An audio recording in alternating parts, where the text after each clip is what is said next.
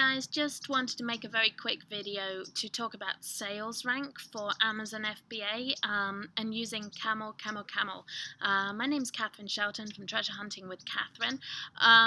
So I get asked a lot of questions about sales rank. First question is, what is a good sales rank when you find a product that you want to sell using Amazon FBA? The second question I get is, how reliable is sales rank? Can you use that to make all your buying decisions off? There's such a balance between sales rank and price, and a lot of the scanning apps, when you scan a product, all you can see is the price and the sales rank of a product, and sometimes the number of sellers. And these are probably like your three key factors play when you're choosing what to buy. Things like season, things like maybe a product has been discontinued recently, expiry dates, weight, ease of shipping. These are all factors in your buying decision, but sales rank is one of the big ones. So I'm just going to talk a little bit about sales rank, how important it is, and how you can really get a view of how well a product is doing. So, I think that sales rank is somewhat overrated as a predictor of sales. And I'm going to explain why. A product, I say a product, a website that I use a lot is CamelCamelCamel. And you can actually, I think you can get an app for your phone with CamelCamel, and also you can get it set up in your browser so that it actually comes up in your browser when you're surfing Amazon, and so you can get more information about any particular product you're looking at. So I've got CamelCamel up on my screen, and I was looking at this book, which is called Siberia in the Eyes of Russian Photographers. I'm sure it is a lovely book. It looks very nice. It has a lady strolling along in the snow. And it costs $42 on Amazon at the moment, new. You can also see third-party new, it's selling for $36. Third-party used, it's selling for $29.75. So if you found this book for 50 cents, that would be a really good buy. Now, what's really interesting, if you look at this chart on CamelCamel, you can see you have different options for how to view it. You have price history, sales rank. We're really interested in the sales rank right now. So I have the all-time history for this book up on the screen. And if you look at this, it looks like a crazy ziggy, wiggly line. And what's really interesting about this book, look at these ranks down here. At one point in March 2014, this book had a sales rank of 21,000. That's right about 2014. And it looks like it was selling quite a few copies then. At its worst sales rank, look at this.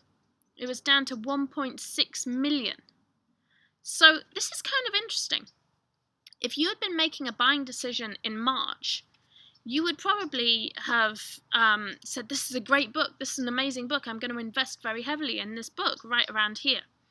If you were looking at this book in November, you might look at it a bit differently if you're just purely going by the sales rank. And this is why I'm very skeptical about sales rank charts, because sales rank can be all over the place. Basically, what happens when a product starts off, the sales rank is at 0. When you get a sale, it peaks up. And if you look at this, that's a straight line up. Perhaps if we zoom in, we get a better view of things. So when a product hasn't sold, it's at 0. When it gets the first sale, it spikes like this.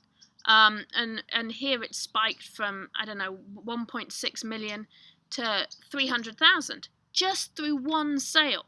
Just through one sale, it took that huge jump of over 1 million in rank to get up to 355,000. So then what happens? It starts to decrease again, and then it gets another sale and jumps up again, and it starts to decrease again until there's another sale. Hey! So you start seeing a pattern with CamelCamel. The product decreases as days go by and people don't buy it, and then a few days later someone buys it and it jumps. And basically, the longer it takes to go down, the longer it takes before there's another sale. So I guess if we look at this, there's about 9 days between sales. It's hard to see it on my screen. But there's about a week, I'd say, a week between sales. It doesn't jump quite as high as it does when there's a shorter period between sales. So what's really clever with CamelCamelCamel is that you can see exactly how many copies a product has sold in like the last month. So we can see, okay, it's sold like 1, 2, 3 copies in the last month. In the last 3 months, 1, 2, 3, 4, 5, 6, 7, 8, 9, 10, 11, I think that's 11, 12, 13, 14, 15, 16, 17 copies in the last 3 months, 6 months, a year, and always. But it's so interesting because if you look at this, you get a much more clear and more seasonal view of how things are. Another thing about rank is such a seasonal idea. There are always the same amount of products, more or less, in the Amazon catalogue. But at Christmas time, so let's say you have 20,000 products at Amazon, 20,000 toys at Amazon, ranked 1 to 20,000. They may stay the same in rank, but your sales are going to shoot up in Q4 just because so many more people are buying everything. Like the number 1 product on Amazon may sell 1 million copies a day most days, but just before Christmas it sells 5 million a day.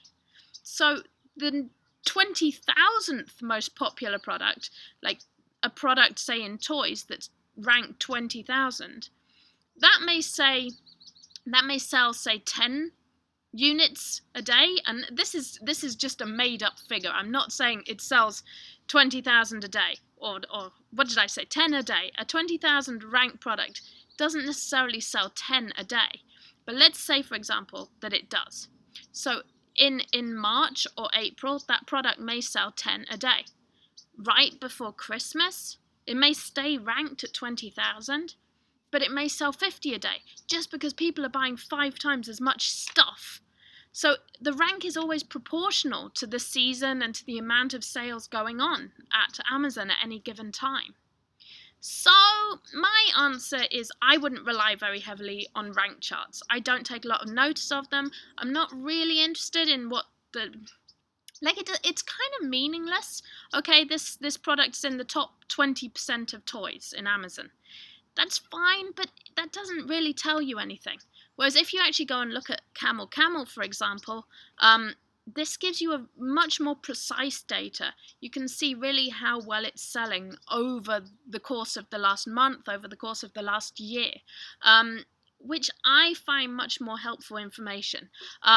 A lot of people say Camel isn't 100% accurate. That may well be the case, and I'm sure that you can find examples where it has got it wrong. But generally, I find it much more worth looking at than rank. Rank is a useful indicator if you are out shopping and you need to make quick decisions. Rank is a useful indicator. It's especially useful if you see a product has a very, very low rank, and I'm talking, say, like 1 to 1,000 or 1 to 10,000, because that means that it is selling at least several. It has sold several recently. But you can see from this that the same product in the space of a few months, in fact, in the space of a month, if October there, it went from rank of 170,000 to way down at the 1.6 million level. And that's just in the space of a month, just because it didn't happen to get a sale. So be very aware of this when you're judging by rank. And if you're going to make a big buying decision, don't go by rank. Like, look at the whole picture. Look at CamelCamel, because it's really good data and it's not that difficult to use. All right, thank you so much, everyone. Hope you enjoyed that.